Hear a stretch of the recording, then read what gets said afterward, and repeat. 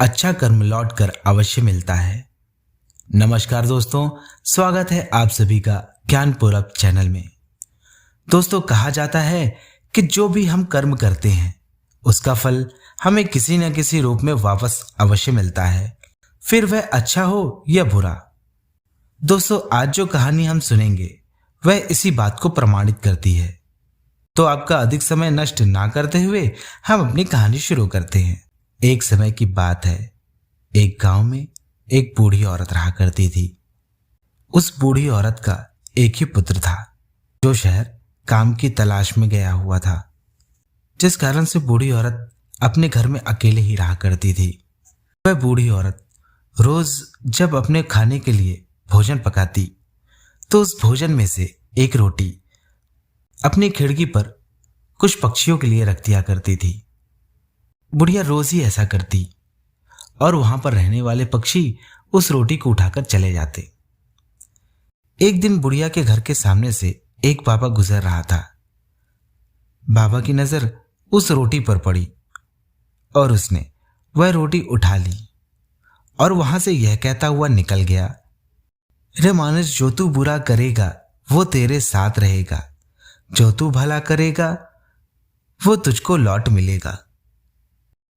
बुढ़िया ने उस बाबा की बात सुनी, लेकिन उसने कुछ नहीं कहा। अब रोज ही बुढ़िया अपनी खिड़की पर एक रोटी रखती और बाबा उस रोटी को उठाकर वहां से अपने शब्द दोहराता हुआ निकल जाता, रे मानुष, जो तू बुरा करेगा वो तेरे साथ रहेगा और जो तू भला करेगा वो तुझको लौट मिलेगा। बाबा यही कहता और वहां से निकल जाता।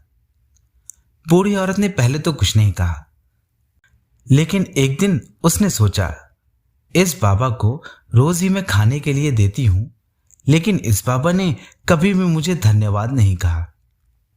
उस बूढ़ी औरत को यह बात एक भी न भाती थी। एक दिन बुढ़िया ने सोचा कि मैं इस बाबा को अच्छा सबक सिखाती हूं, और एक दिन उस बूढ़ी औरत ने एक रोटी में जहर मिलाया और उसी खिड़की पर रख दिया।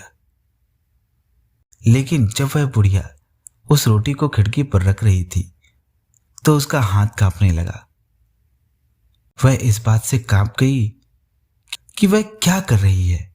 उसने कहा, मैं कितनी पापिन हूं, कितना बड़ा पाप कर रही हूं।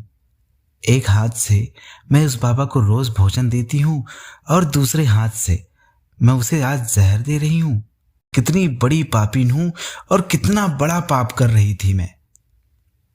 इतना सोचकर उसने वह रोटी उठाई और उस रोटी को चूल्हे में डाल दी। वह जहर मिली रोटी जलकर खाक हो गई और एक दूसरी रोटी उठाकर उसने उस खिड़की पर वापस रख दी। बाबा फिर वहां पर आया और उसने रोटी उठाई और वहां से अपनी बात दोहराता हुआ निकल गया। थोड़ी देर बाद बुढ़िया के दरवाजे पर दस्तक हुई। बुढ़िया ने जब दरवाजा खोला तो उसने देखा कि उसका पुत्र जो शहर से लौटा हुआ था वह खड़ा हुआ था, लेकिन उसकी हालत बहुत ही खराब थी।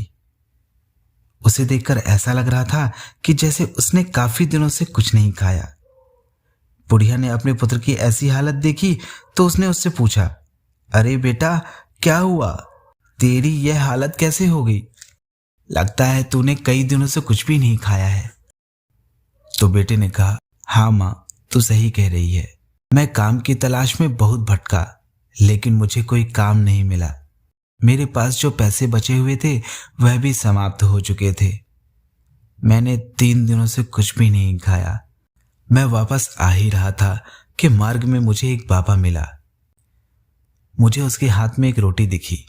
मैं भूख से व्याकुल था तो मैंने उस बाबा से एक रोटी का टुकड़ा मांगा, लेकिन उस बाबा ने एक रोटी का टुकड़ा नहीं बल्कि पूरी रोटी ही मुझे दे दी। और उस बाबा ने कहा, मेरा सारा दिन यही एक रोटी खाकर व्यतीत होता है, इसके अलावा मैं कुछ भी नहीं खाता, लेकिन आज यह रोटी मैं तुझे देता हूं। और वहां से चला गया। लेकिन जाते हुए वह कुछ बोल रहा था। शायद यह कह रहा था, जो बुरा करेगा वो तेरे साथ रहेगा, जो तू भला करेगा वो तुझको लौट मिलेगा। अपने बेटे के मुंह से यह बात सुनते ही बुढ़िया एक दीवार के सहारे टिक गई। उसने अपने आप को कोसते हुए यह कहा, अगर मैं वह रोटी जिसमें जहर मिला हुआ था, वह रोटी अगर उस बाबा को दे देती तो शायद आज मेरा पुत्र मुझे वापस न मिलता।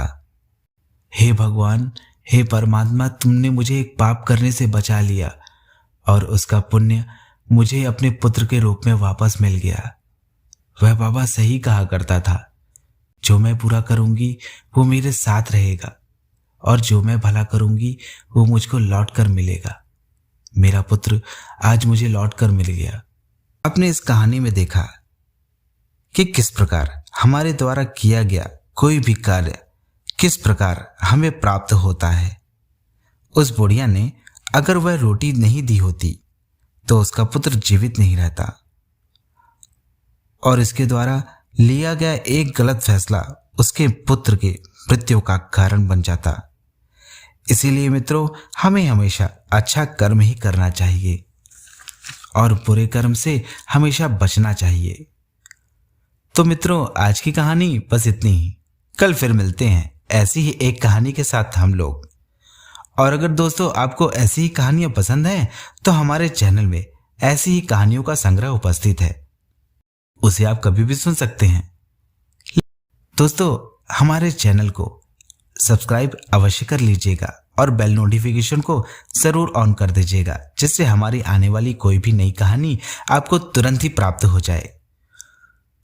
तो मित्रों, आज के लिए विदा लेते हैं। तब तक के लिए नमस्कार और वीडियो में अंत तक बने रहने के लिए आप सभी का बहुत बहुत धन्यवाद। जय श्री कृष्णा। राधे राधे।